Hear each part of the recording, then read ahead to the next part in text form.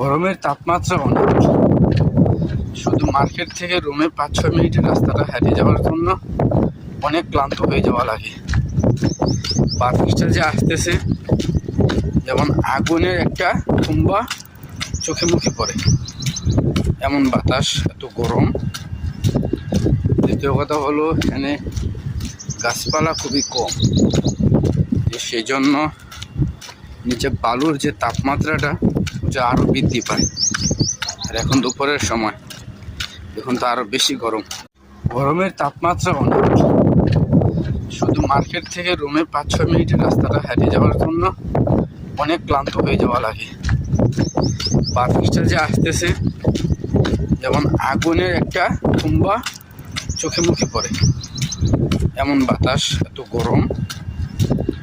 দ্বিতীয় কথা হলো এখানে গাছপালা খুবই কম।